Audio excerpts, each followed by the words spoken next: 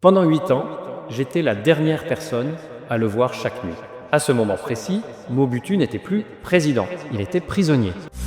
Pendant plus de 30 ans, Mobutu Sese Seko a régné sur le Zaïre, laissant derrière lui une histoire complexe, faite de pouvoir, de grandeur, de dérives et de tragédies. Mais derrière l'image du maréchal, peu de voix ont eu accès à l'homme malade, isolé et trahi de ces derniers jours. Parmi elles, celle du docteur Pierre Diomi Maweza, son médecin personnel pendant plus de 2 décennies. Formé à l'Université de Paris, entré dans la vie de Mobutu presque par hasard, lors d'une mission sanitaire à Gbadolite, il est devenu l'un des témoins les plus proches de la chute du régime et de l'exil du maréchal.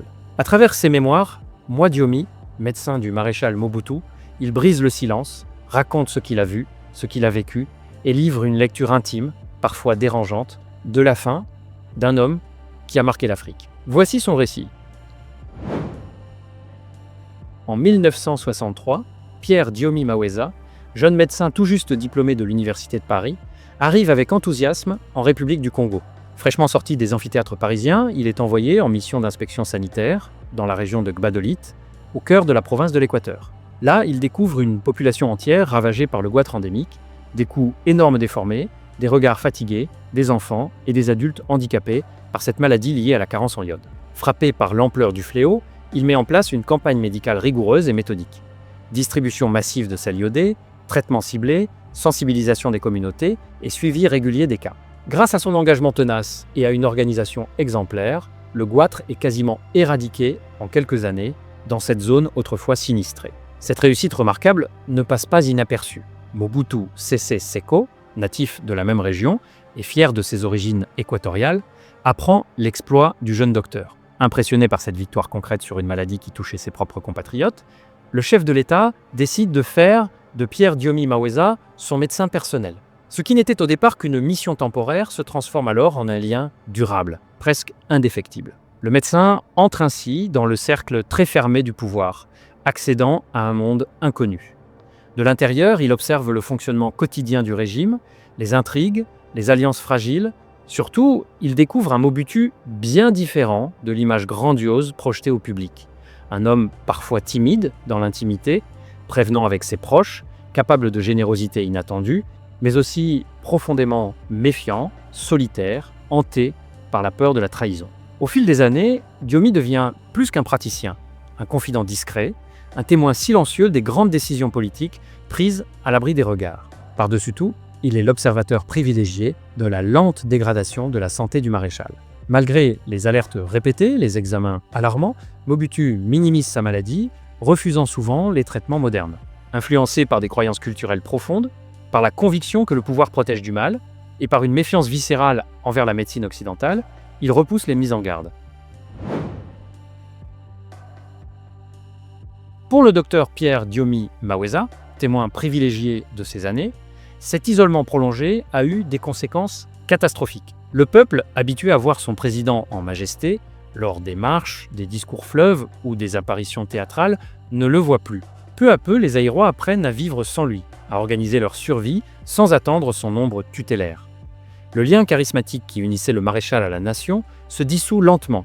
Le fossé se creuse, apathie générale, résignation profonde, perte totale de contact avec la rue. Ce vide affectif et politique ronge le régime de l'intérieur, plus sûrement que n'importe quelle révolte ouverte. Convaincu d'avoir muselé toute opposition interne par la répression et les faveurs distribuées, Mobutu sous-estime gravement la menace qui monte de l'extérieur. Ceux-là même qu'il avait portés au pouvoir, certains généraux, alliés occidentaux, voisins régionaux, commencent à préparer, dans l'ombre, son remplacement inéluctable. Affaibli par la maladie, diminué moralement, le maréchal ne perçoit plus ni l'urgence, ni l'ampleur du danger qui l'encercle. Dans le même temps, l'ingérence permanente du clan de son épouse bouleverse le fonctionnement normal de l'État. Collaborateurs loyaux écartés sans ménagement, institutions officielles paralysées, services de renseignement désorganisés ou instrumentalisés, Mobutu devient progressivement prisonnier de son propre entourage familial.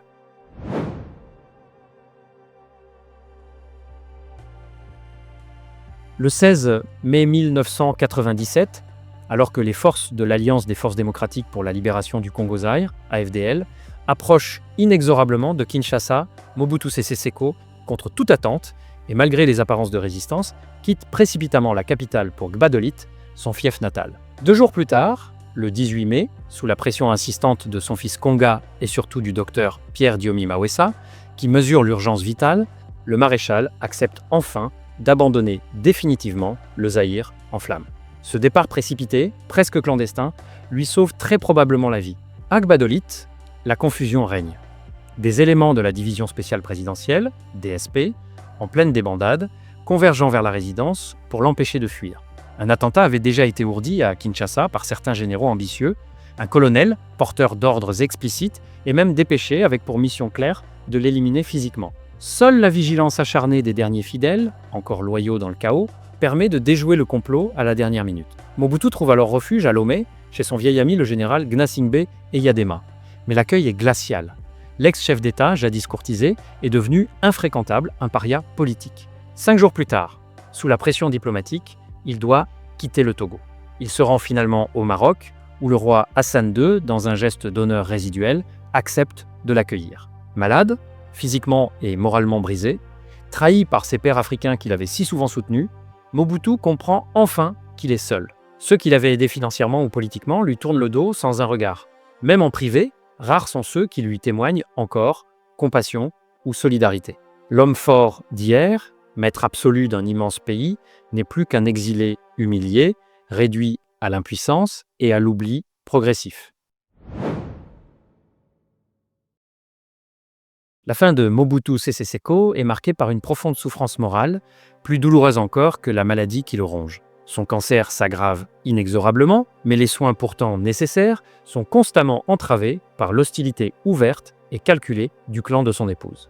Le trio infernal, les jumelles Mama Mobutu et sa sœur, ainsi que leur frère omniprésent, s'arrogent des droits illimités sur sa personne, allant jusqu'à contester systématiquement les décisions médicales prises par les praticiens. Le docteur Pierre Diomi Mawessa, fidèle jusqu'au bout, et quelques autres proches loyaux sont accusés sans fondement de vouloir artificiellement prolonger la vie du maréchal pour des intérêts financiers personnels. En vérité, ils deviennent surtout gênants pour ceux qui, dans l'ombre, attendent impatiemment sa disparition afin de s'approprier la fortune colossale accumulée. Pression incessante, humiliation voilée, conflits quotidiens empoisonnent les derniers mois. Le palais devient un lieu de suspicion permanente. Mobutu, lucide, malgré la faiblesse, se rend tardivement compte de son erreur tragique. Avoir accordé une confiance aveugle à des personnes qui convoitaient sa richesse bien plus que son bien, être ou sa survie. Dans l'intimité, il confie à son médecin une amertume profonde, distinguant avec clarté sa famille biologique, celle du sang, de celle de son épouse, devenue pour lui une source de trahison. Il meurt le 7 septembre 1997, isolé dans une chambre d'hôpital à Rabat, conservant une dignité stoïque jusqu'au bout, mais profondément déçu, ses derniers jours sont hantés par le sentiment amer d'avoir été trahi jusque dans l'intimité la plus sacrée par ceux qu'il avait le plus choyé. Partie 5, héritage, regrets et leçons pour l'avenir. Mobutu Sese Seko est mort le 7 septembre 1997, loin de son pays, exilé au Maroc, sans pardon officiel, sans la moindre réconciliation avec son peuple. Son plus grand tort, fut cet orgueil inflexible. Jamais il n'a consenti à demander pardon, ni publiquement ni en privé, pour les dérives, les pillages, les répressions qui ont marqué son règne. Pourtant, le peuple zaïrois, devenu congolais, n'a pas coutume de poursuivre les morts avec acharnement. Le temps fait son œuvre. Déjà, dans les conversations de brousse ou les marchés de Kinshasa, certains regrettent l'homme, non pour ses fautes innombrables, mais pour ce qu'il aurait pu être. Au premier jour du pouvoir, Mobutu était un visionnaire. Il rêvait d'un grand État africain, fort, uni, respecté sur la scène internationale,